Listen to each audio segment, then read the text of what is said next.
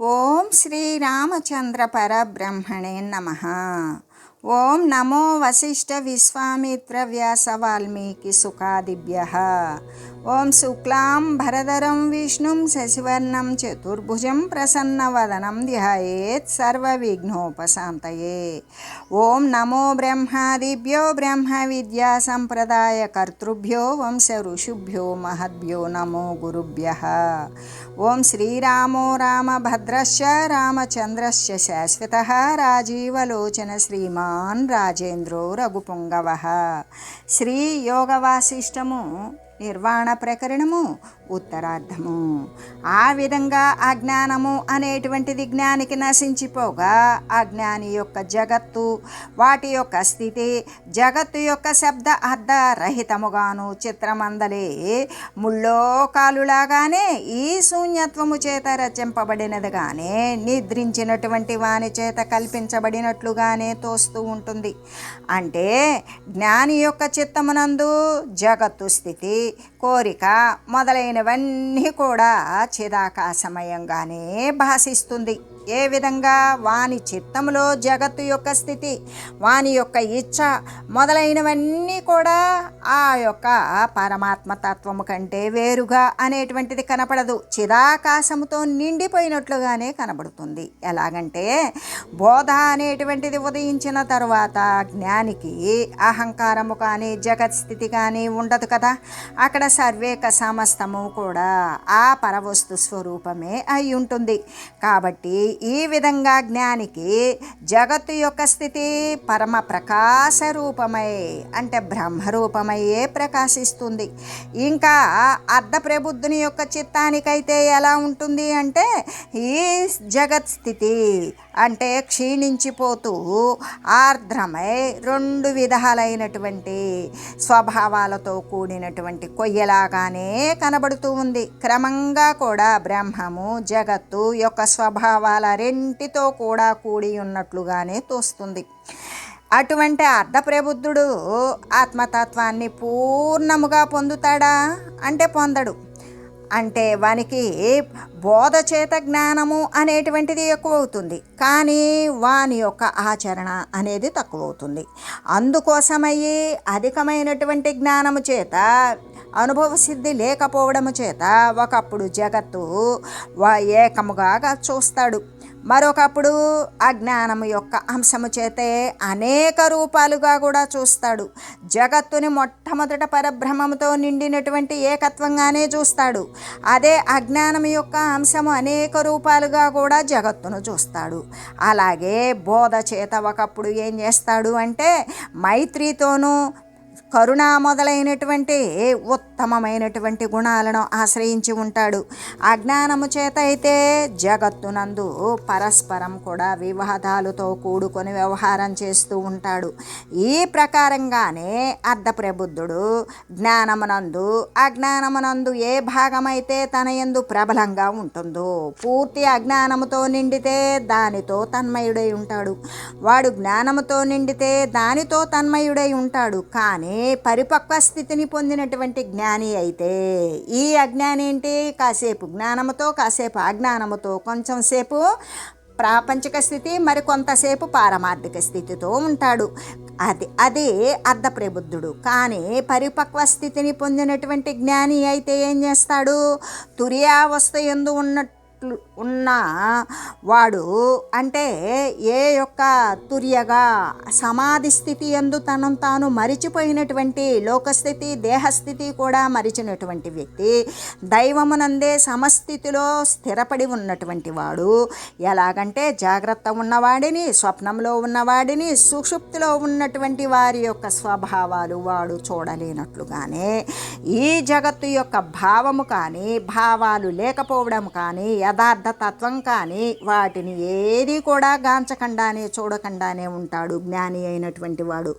ఎందుకు ఎల్లవేళలా సదా సమస్థితిలో తురీయ అవస్థయందు తురీయాతీతమైనటువంటి అవస్థయందు ఉన్నటువంటి వాడు అని చెబుతూ, అంటే ఇక్కడ మనస్సు అనేటువంటిది కేవలము మోక్షానికి కానీ బంధానికి కానీ అదే కారణమై ఉంటుంది. అది ఎలా కారణమై ఉంటుంది అంటే మనస్సు అనేటువంటిది దాని ద్వారానే కోరికలు ఉత్పన్నమవుతాయి, దాని ద్వారానే వాసనలు తయారవుతాయి, అవే సంస్కారాలుగా మారతాయి. కాబట్టి అసలు మనస్సు అనేటువంటిది ఏ విధంగా ఉన్నది, వాసనా రూపమే అయి ఉన్నది.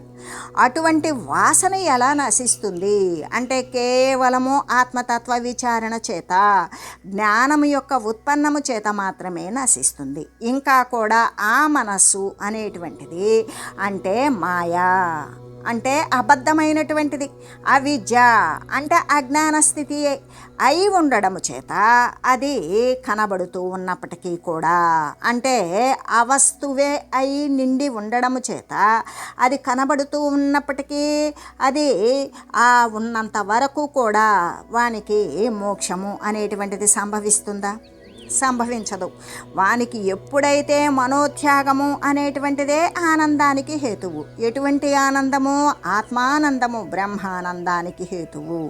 అందుకే మనస్సుని వదిలివేయాలి అని చెబుతూ ధ్యాన ధ్రుమాత్స్వయాముష ముపోఢ మనల్పపాకాత్కాలేన బోధముపయాతవతః క్రమేణ భుక్త్వా రసాయనఫలం పరబోధమాధ్యమిచ్చన్మనోహరిణకో నెగడాద్విముక్తః.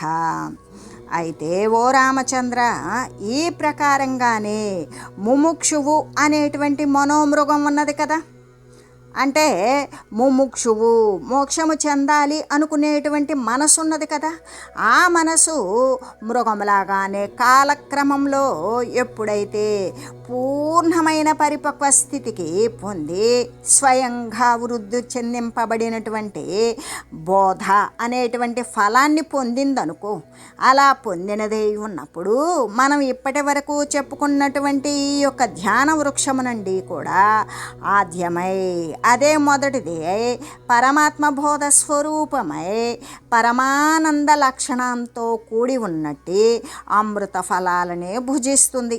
సంసార బంధనము నుండి కూడా విముక్తిని పొందుతుంది. కాబట్టి వివేకము, వైరాగ్యము మొదలైనటువంటి ఏ యొక్క సాధనలైతే ఉన్నవో ఆ సాధనల ద్వారా, ఇంద్రియ నిగ్రహాదుల ద్వారా మాత్రమే ధ్యానము చేత మనస్సును ఆత్మయందు లయింపజేయాలి. అలా లయింపజేసినప్పుడు మాత్రమే దానినే మోక్షప్రాప్తి అని చెప్పడం అని చెబుతూ, ఎలాగంటే ముముక్షువులు అంటే మోక్షము చెందాలి అనేటువంటిది కూడా మానసికమైనటువంటి సంకల్పమే కదా. నేను ఈ బంధనాన్ని పడలేను, నేను మోక్షాన్ని నిర్వాణ స్థితిని పొందాలి అనుకోవడం అంటే ముముక్షువు అనేటువంటి మనోమృగము, మోక్షము చెందాలి అనబడేటువంటి మనస్సు అనబడే మృగము అధికమైనటువంటి పరిపాకాన్ని అంటే తనదైనటువంటి స్వకీయమైనటువంటి ప్రయత్నాదుల చేత కాలక్రమంగా ప్రయత్నం చేస్తూ చేస్తూ ఆత్మవిచారణ ప్రకారం రాగా స్వయంగా ఏమవుతుంది, ఆ ప్రయత్నంలో సఫలీకృతమై ధ్యానము అనే వృక్షము నుండి బోధరూపమైనటువంటి ఫలాన్ని పొందుతుంది. బోధ అంటే జ్ఞానము, జ్ఞానరూప ఫలాన్ని పొందినది ఆద్యస్వరూపమై ఇంకక్కడ మొదటిది ఏదైతే ఉన్నదో ఆ స్వరూపమవుతుంది. అంతేకాదు అఖండ బోధ రూపమైనటువంటి ఖండము లేనటువంటి ఏ అఖండాత్మ స్వరూపమైతే ఉన్నదో దానిని తెలుసుకున్నటువంటి జ్ఞానరూపమే అయి ఉంటుంది. ఆ జ్ఞానరూపమే అయినటువంటి ఆత్మానందము అనబడేటువంటి అమృతమైనటువంటి ఫలాలను భుజిస్తుంది. అంటే ఆత్మానందాన్ని అనుభవ సిద్ధిని పొందుతుంది. అలాగా ఎప్పుడైతే అటువంటి మృతప్రాయము కానటువంటి అమృత ఫలాన్ని భుజించిందో సంసార బంధం నుండి కూడా విముక్తమే అవుతూ ఉన్నది కదా. వర్ణ్యతే మనసో ధ్యాన పాదపారోహణ క్రమ ఆరోహత సుఖోత్కర్షాప్యుత్తరోత్తర భూమిషు. మనస్సు యొక్క సమాధి వృక్షముపై ఎక్కినటువంటి క్రమాన్ని, ఎక్కేటప్పుడు ఉత్తరోత్తర భూమికల యందు కలిగేటువంటి సుఖం యొక్క ఆధిక్యాన్ని గురించి ఇక్కడ తెలియజేశారు. ఈ నిర్వాణ ప్రకరణమునందు ఉత్తరార్ధమున మనోహరిణకోపాఖ్యానము అనేటువంటి దానిని గురించి తెలియజేసి ఇంకా కూడా శ్రీ వశిష్ఠ గురుదేవులు ఇలాగా చెప్తూ ఉన్నారు. పరమార్థ ఫలే జ్ఞాతే ముక్తౌ పరిణితం గతే బోధేప్య సద్భవత్యాసు పరమార్థో మనోమృగః. ఓ రామచంద్ర, ధ్యానము చేత పరమార్థ ఫలము సాక్షాత్తుగా కూడా అనుభూతమవుతుంది. అలాగా ధ్యానము చేత ఎప్పుడైతే పారమార్థిక ఫలం సాక్షాత్తుగా సిద్ధించిందో, అనుభవ సిద్ధిని పొందిందో, జీవుడు ఇక ముక్తి రూపంలోకి మార్పును పొందుతాడు. అలా జీవుడు ముక్తత్వాన్ని పొందినప్పుడు అప్పుడు ఇక అది చరమ సాక్షాత్కార వృత్తి రూపబోధ. అంటే ఇక ఏదైతే చూడాలో అది పతాక స్థాయిలో చిట్ట చివరిది అయినటువంటిది సందర్శించడం. ఆ సందర్శించేటువంటిది ఆ పరమార్థమైనటువంటి ప్రయత్నము ద్వారా పరమాత్మ తత్వాన్ని సందర్శించడం. ఆ సందర్శించేటువంటి వృత్తి రూపమైనటువంటి జ్ఞానము తన అటువంటి బోధ, తన యొక్క ఉపాదానమైనటువంటి అజ్ఞానము యొక్క నాశము చేత మాత్రమే, ఆ నాశము చేతనే అది అసత్తే అవుతూ ఉన్నది కదా. ఇంకా కూడా ఆ తర్వాత మనోమృగము కేవలము పరమార్థమైనటువంటి ఆత్మస్వరూపమే అగుతూ ఉన్నది అని చెబుతూ, ఎలాగంటే జీవుడు పరమార్థ ఆత్మతో, అంటే ఏ పరమాత్మ తత్వముతో ఏకత్వాన్ని పొంది ఉన్నాడో అప్పుడు ఇక మనస్సు అనేటువంటిది రామా ఆ యొక్క ధ్యానము చేత పరమాత్మ తత్వము, పరమార్థ ఫలమేమిటి? పరమాత్మను సాక్షాత్తుగా అనుభవ సిద్ధిని గావించుకోవడమే. అలా అయినప్పుడు జీవుడు ముక్తి రూపంలోకి మార్పును పొందుతాడు. అప్పుడు చిట్ట చివరి సాక్షాత్కార వృత్తి రూపబోధ కూడా ఏమవుతుందంటే తన యొక్క ఉపాదానమైనటువంటి ఏ అజ్ఞానం యొక్క నాశముచే అసత్తే అగుతూ ఉన్నది. అజ్ఞానము ఎప్పుడు నశిస్తుందో ఆ నశించిన దాని చేత అది అసత్తే అవుతుంది. కాబట్టి ఏ ఉపాదానము అంటే తన యొక్క ఉపాధి ఆధానమైనటువంటి అజ్ఞానము నశించిందనుకో అప్పుడు ఆ ఉపాధి కూడా సర్వము అసత్తే అవుతూ ఉన్నది. ఇంకా కూడా ఆ తర్వాత మనోమృగము, మనస్సు అనబడేటువంటిది కేవలము పరమార్థముగా ఆత్మస్వరూపమే అవుతూ ఉన్నది. ఇక అప్పుడు మనసు పరమాత్మ తత్వమునందు లయించిపోతుంది. అంటే పూర్వంలో చెప్పుకున్నటువంటి పూర్వకాలిక విషయము అనేటువంటి అన్వేషణము అనబడేటువంటి మనసు యొక్క మృగత్వము ఎలాగంటే తైలరహిత దీపములాగానే, ఒక దీపమునందు మరి దీపం వెలగాలి అంటే ప్రమిద, ఒత్తి, తైలము మూడు ఉండవలసిందే కదా. అలాగే నూనె అయిపోయే కొద్దీ ఏమవుతుంది? దీపం అనేటువంటిది నశించిపోతూ ఉంటుంది. అలాగే తైలరహిత దీపములాగానే ఎక్కడికో వెళ్ళిపోతూ ఉంటుంది. ఏంటది? విషయాన్వేషణము అనేటువంటి మనసు యొక్క మృగత్వము ఏ విధంగా అంటే ఆత్మస్వరూపమే అయినప్పుడు ఇంకక్కడ నూనె అయిపోతే గనక దీపం శమించిపోయినట్లుగానే అక్కడ మనసు అనేటువంటిది ఉండదు. కేవలము ఆది అంతము లేనటువంటి అనంతమైన ఆత్మప్రకాశ రూపమైన పరమార్థ దశయే అక్కడ మిగిలి ఉంటుంది అని చెబుతూ, ధ్యాన వృక్షం యొక్క పరమార్థ ఫలము ఒకవేళ ధ్యానము చేస్తూ ఆ యొక్క పారమార్థిక చింతన చేస్తూ ఉన్నప్పుడు ఆ ఫలము అనేది సంప్రాప్తించింది. అలా సంప్రాప్తించగా అప్పుడేమవుతుంది? బోధ రూపత్వాన్ని చెందినటువంటి మనసు, ఆ మనసు జ్ఞానముతో నిండిపోతుంది. ఆ జ్ఞాన రూపత్వాన్నే పొందుతుంది. అప్పుడు రెక్కలు ఛేదింపబడినటువంటి పర్వతములాగానే రెక్కలు లేనటువంటి పర్వతాలు ఎక్కడివక్కడే ఉండిపోయినట్లుగానే ఆ విధంగా రాతికి సమానమైన దృఢమైన నిశ్చల స్థితిని ధరిస్తూ ఉంటుంది మనస్సు అనేటువంటిది. అయితే విషయాలను గురించి చింతించేటువంటి ఇటువంటి మనస్సు యొక్క స్వభావము ఎక్కడికో పారిపోతుంది కదా.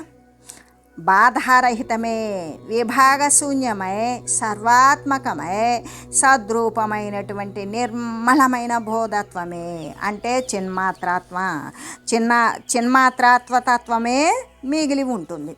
అంటే గతకాలంలో పూర్వకాలము జడాన్ని గురించి, దేహాదులను గురించి, అసలు దేహాలు అనేటువంటివి జడప్రాయాలే కాబట్టి పూర్వకాలము జడదేహాదులను గురించినటువంటి అవివేకము చేత ఏ యొక్క అంటే ఆ యొక్క జ్ఞానము వివేకము లేని కారణము చేత జడముగానే ఉన్నటువంటి చిత్త యొక్క సత్తా ఇప్పుడు దేహాదుల యొక్క సువేచన చేత కూడి ఉంటుంది. ఏ విధంగా?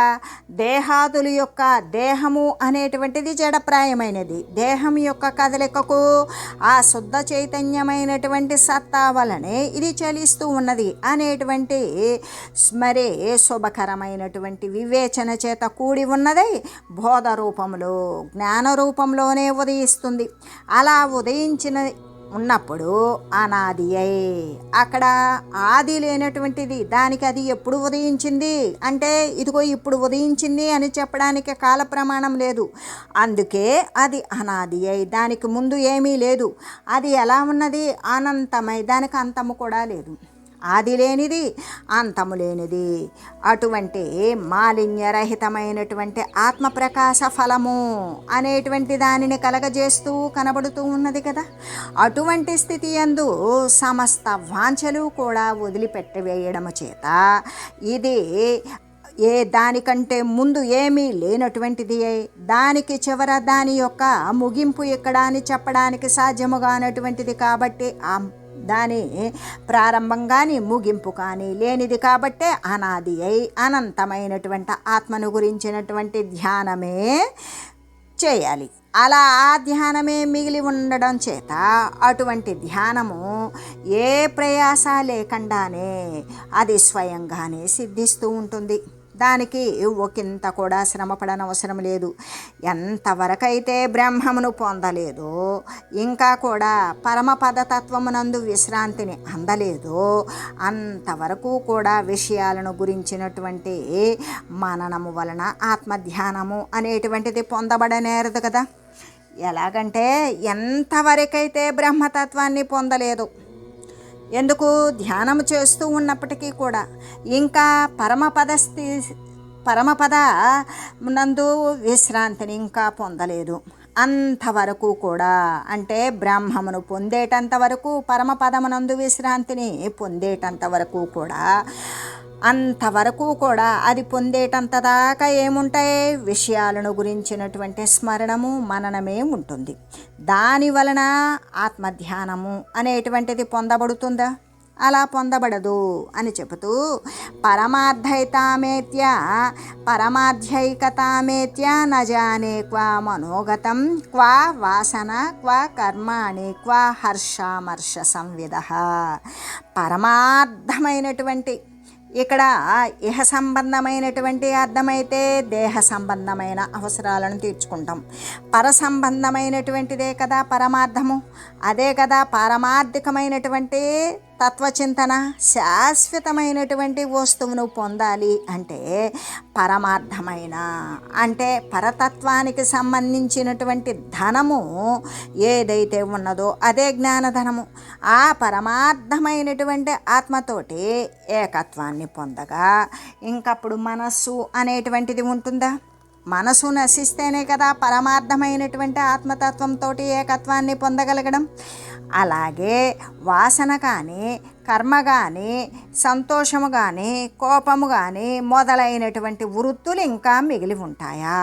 అవి ఎక్కడికో వెళ్ళిపోయి ఉంటాయి అని చెబుతూ, ఎలాగంటే జీవుడు గనక పరమార్థ ఆత్మతోటి ఏకత్వాన్ని పొందాడా ఇంకప్పుడు వానికి మనసు ఉండదు, వాసనలు ఉండవు, కర్మలు ఉండవు, సంతోషాలు ఉండవు, కోప సంబంధమైన వృత్తులు కూడా ఏమీ ఉండవు. అవన్నీ ఎక్కడికో వెళ్ళిపోతూ ఉన్నవి. అంటే అవన్నీ శమించిపోతూ ఉన్నవి. అని తెలియజేస్తూ కేవలం దృశ్యతే యోగి గతో ధ్యానైకనిష్టతాం స్థితో వజ్ర సమాధానే విపక్ష ఇవ పర్వత. అటువంటి స్థితి యందు యోగి కేవలము ధ్యానైకనిష్ఠుడై కనిపిస్తాడు. ఎలాగుంటాడు? యోగి అంటే బ్రహ్మమునందు ఐక్యము చెందినటువంటి వాడు. యోగము అంటే అంతకుముందు లేనటువంటి దానిని పొందడం. ఆ యోగి కేవలం ఏం చేస్తాడు? ధ్యానైకనిష్ఠుడై ధ్యానము అనేటువంటి ఏకనిష్ట కలిగి ఉంటాడు. అలా కనబడుతూ ఉంటాడు. ఇంకా కూడా వజ్రములాగానే అంటే శిలలాగానే రాయిలాగానే దృఢమైనటువంటి సమాధి యందు, రాయి శిల కొండ పర్వతం లాంటివి అవి ఎటువంటి గాలికి చలించనట్లుగానే ఈ విషయ సంబంధమైనటువంటి విషయాల చేత వాడు దృఢమైనటువంటి సమాధి యందు చలించకుండా ఎటువంటి మనసు యొక్క సంకల్ప వికల్పాలు లేకుండా ఉంటాడు. ఎలా ఉంటాడంటే రెక్కలు లేని పర్వతములాగానే. రెక్కలుంటే ఎగురుతాయి, అదే రెక్కలు లేకపోతే ఎక్కడుంటే అక్కడ నిశ్చలంగా స్థితిని పొంది ఉండేటువంటి పర్వతములాగానే అటువంటి స్థితి యందు ఉన్నటువంటి యోగి కేవలము ధ్యానైకనిష్ట యందే కనబడుతూ ఉంటాడు, ఎటువంటి చలనాదులు లేకుండా అని చెబుతూ అటువంటి స్థితి యందు యోగి కేవలము ధ్యానైకనిష్ఠుడై కనిపిస్తాడు కదా. ఇంకా కూడా వజ్రము భంగి అంటే రాయిలాగానే దృఢమైనటువంటి సమాధి యందు రెక్కలు లేని పర్వతములాగా నిశ్చలముగా స్థితిని పొంది ఉంటాడు అనే చెబుతూ విరసాఖిల భోగస్య ప్రశాంతేంద్రియ సంవిద నేరసాశేష దృశ్యస్య స్వాత్మారామస్య యోగినః క్రమేణ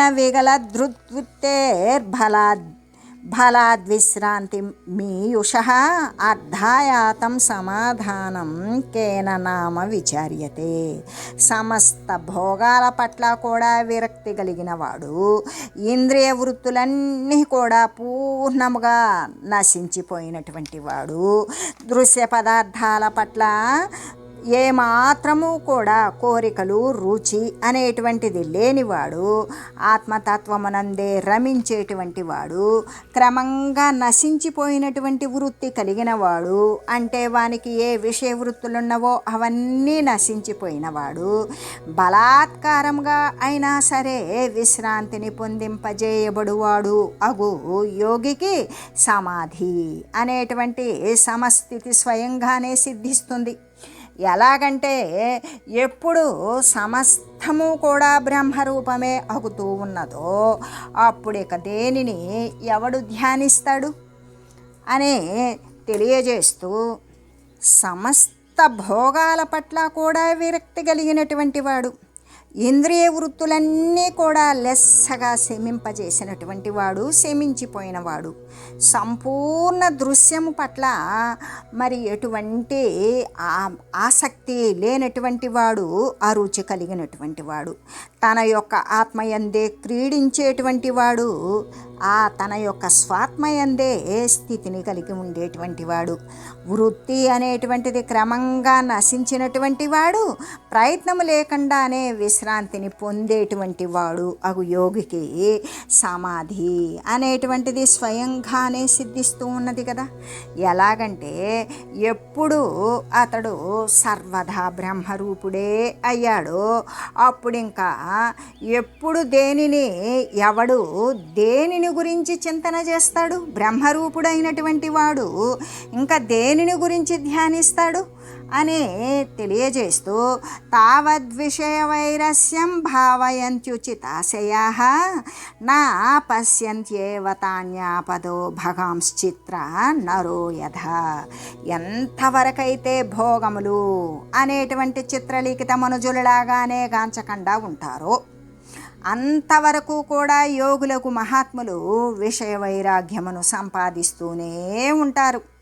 ఎలాగంటే ఎంతవరకైతే భోగాలను అనుభవయోగ్యములైనటువంటి ఏ యొక్క సుఖలాలసతో కూడినటువంటి అనుభవయోగ్యమైనటువంటి భోగాలు ఏవైతే ఉన్నావో అవన్నీ కూడా బొమ్మలో వేయబడినటువంటి మనుషుల యొక్క వృత్తి చేష్టలు అన్నట్లుగానే ఏ స్పందన లేకుండా చూడగలుగుతారో అటువంటి వారికి మాత్రమే విషయము పట్ల వైరాగ్యము అనేది ఉంటుంది.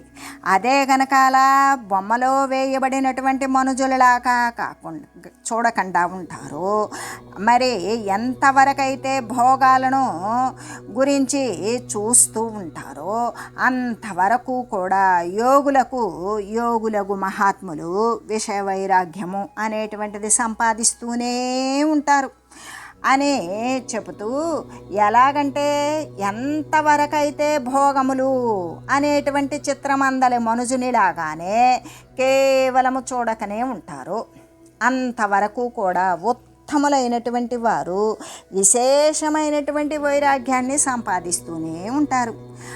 ఆత్మవంతుడైనటువంటి జ్ఞాని వాసనల యొక్క అభావము వలన జగత్తు యొక్క పదార్థాలను చూడకుండా ఉన్నవాడై ఉంటాడు. అంటే ఆత్మతో కూడి ఉన్నటువంటి జ్ఞాని వాసనల యొక్క భావన లేకుండా ఉంటాడు.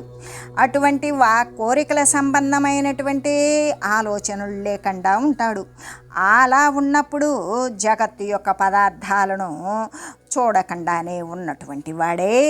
అంటే ఈ కళ్ళతో చూసేది వేరు, మనసుతో చూసేది వేరు. ఆ విధంగా మనసుతో ఏమాత్రము చూడకుండా అంటే రాయిలాగానే దృఢపడిపోయి సమాధి యందు ఇతరుని చేత మాత్రమే బలాత్కారంగా నియోజితుడైనటువంటి వానిలాగానే ప్రవేశిస్తూ ఉన్నాడు అని చెబుతూ, ఎలాగంటే దృఢమైనటువంటి ఆ యొక్క సమాధి స్థితి యందు ఉన్నప్పుడు వాని యొక్క దేహాలోక సంబంధమైనటువంటివి దేహావసరాలైనటువంటి ఆకలి దప్పులు కూడా ఎరుగనప్పుడు ఇతరుని చేత బలవంతంగా లేపబడి వాని చేత మరి భోజన కార్యక్రమాలు అవనేటువంటివి ఎంతో కొంత వాని యొక్క బలవంతం మేరకు కొంచెముగా తిని మళ్ళీ సమాధి స్థితిలోకి వెళ్ళిపోతూ ఉంటాడు. అలాగా నియోజితుడైనటువంటి వానిలాగానే ప్రవేశిస్తూ ఉంటాడు.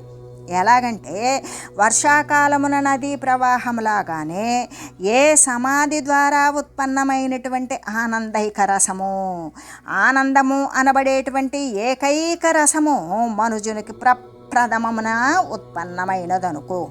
అటువంటి దానిని ఆస్వాదించిన తర్వాత గుడపిపీలక న్యాయాన్ని అనుసరించి అంటే ఇక వస్తు స్వభావ బలము చేతనే దాని యందే ఏకాగ్రత కలుగుతగా మనస్సు దానిని ఆస్వాదిస్తూ మరలా కూడా అక్కడ నుండి చెలించకుండా ఉంటుంది అనే చెబుతూ, ఎలాగంటే వర్షాకాలమున నదీ ప్రవాహములాగానే వర్షాకాలంలో నదీ ప్రవాహం బాగా హెచ్చుగా ఉంటుంది. అలాగే ఏ సమాధి ద్వారా ఉత్పన్నమైనటువంటి ఆనందము అనబడేటువంటి ఏకైక రసము ఏదైతే ఉన్నదో అది మనుజునికి మొట్టమొదటగా ఉత్పన్నమైనదనుకో. అలా ఉత్పన్నమైనట్లయితే దానిని ఆస్వాదిస్తాడు, సంతోషంగా ఉంటాడు. ఆ తర్వాత ఎలా ఉంటాడు? దానినే అనుసరిస్తాడు. ఎలా ఉంటాడు? గుడపిపీలక న్యాయము అంటే చీమ గనక బెల్లం ముక్క యొక్క రుచిని తెలిసిన తర్వాత ఆ బెల్లాన్ని తీసి ఎక్కడెక్కడ దాచినా మళ్ళీ ఆ చీమలు మళ్ళీ ఆ బెల్లం దగ్గరికే వెళ్ళినట్లుగానే, ఎందుకు? ఆ గుడము యొక్క బెల్లం యొక్క రుచిని ఆస్వాదించినటువంటి చీమలు ఆ యొక్క బెల్లాన్ని వదలకుండా దానిని అనుసరించి వెళ్ళినట్లుగానే ఇక్కడ గుడపిపీలక న్యాయాన్ని అనుసరించి వస్తు స్వభావ బలము చేతనే ఆ వస్తువు యొక్క బలము స్వభావం ఏంటి అంటే ధ్యానము, సమాధి, దాని యొక్క బలము చేతనే దాని యందే ఏకాగ్రత కలుగుతుంది. అలా కలగగా మనస్సు ఏం చేస్తుంది? దానినే ఆస్వాదిస్తుంది. ఎటువంటి ఆస్వాదన అంటే సమాధిలో ఉత్పన్నమైనటువంటి ఆత్మానంద ఆస్వాదన. అలా ఆస్వాదిస్తూ మరలా కూడా అక్కడ నుండి ఏమాత్రము కూడా చెల్లించకుండా ఉంటుంది అని తెలియజేస్తూ, ఓం మంగళం శ్రీ గురుదేవాయ మహనీయ గుణాత్మనే సర్వలోక శరణ్యాయ సాధురూపాయ మంగళం. ఓం మంగళం కోసలేంద్రాయ రామాయ రామభద్రాయ చక్రవర్తి తనూజాయ సార్వభౌమాయ జానకీ వల్లభాయ శ్రీరామచంద్రాయ మంగళం. ఓం తత్సత్.